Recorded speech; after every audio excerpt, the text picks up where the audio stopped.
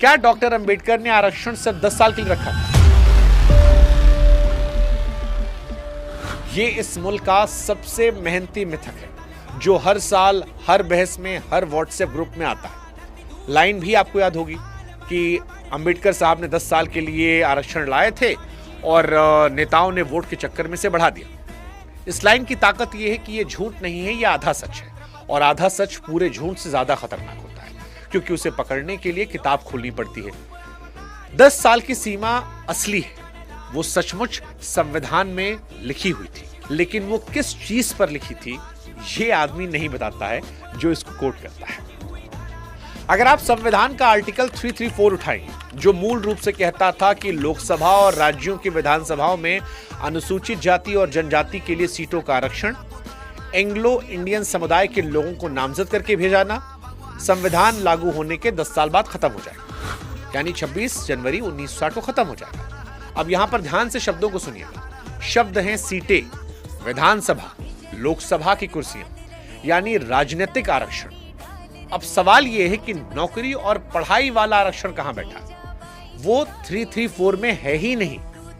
सरकारी नौकरियों वाला जो आर्टिकल है वो 16(4) में है जो मूल संविधान में शुरू से मौजूद था, और शिक्षा वाला वो 15(4) में है जिसे 1951 में पहले संविधान संशोधन के जरिए जोड़ा गया, उस वक्त जब अंबेडकर खुद इस देश के कानून मंत्री थे। और अब आता है असली सवाल, इन दोनों आर्टिकल में क्या कोई तारीख कहीं लिखी गई है, कोई समय सीमा लिखी गई है, कहीं भी 10 साल 20 साल? जवाब है नहीं, एक भी शब्द नहीं लिखा गया है कहीं भी। अगर आपको मेरी बात पर भरोसा ना हो तो आप संविधान को पढ़ लीजिए। हाँ, इतिहास खुद बोल रहा है। 1959 में 8वां संशोधन आया, 1969 में 23वां, 1980 में 45वां, फिर 62वां, 95वां भी आ चुका है। 2019 में 114 जिसने यह आरक्षण 2030 तक बढ़ाया, एंग्लो इंडियन वाली व्यवस्था खत्म कर दी। हर बार 10 साल जोड़े गए, हर बार संशोधन हुआ, सिर्फ आर्टिकल 334 में, सीटों में। अब आप खुद सोचिए, अगर नौकरी वाले आरक्षण पर कोई समय सीमा होती तो उसे बढ़ाने के लिए भी हर 10 साल पर संशोधन करना पड़ता और 70 साल में एक बार भी नहीं करना पड़ा। क्यों? क्योंकि वहां बढ़ाने के लिए कुछ था ही नहीं, कोई ताला नहीं था जिसकी चाबी घुमानी पड़ती। अब यहां तक आपको सुनकर लग रहा होगा कि मामला निपट गया, तो रुकिए, आरक्षण पर सवाल उठाने वालों का असली तर्क ये 10 साल वाला है ही नहीं।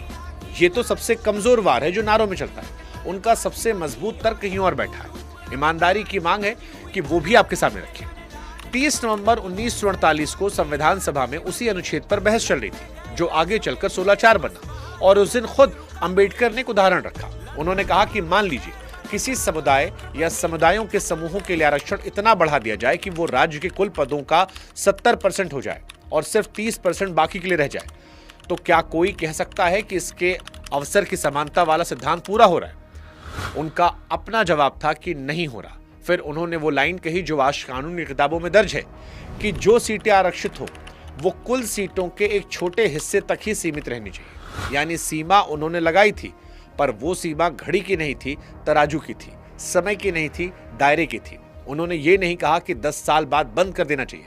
उन्होंने कहा ये कभी बहुमत पर कब्जा ना कर लें, और ये कोई दबी हुई लाइन नहीं है। 1992 में इंदिरा साहनी वाले ऐतिहासिक फैसले में सुप्रीम कोर्ट ने 50% की जो सीमा तय की, उसके पीछे अदालत ने अंबेडकर की इसी बात को आधार बनाया था।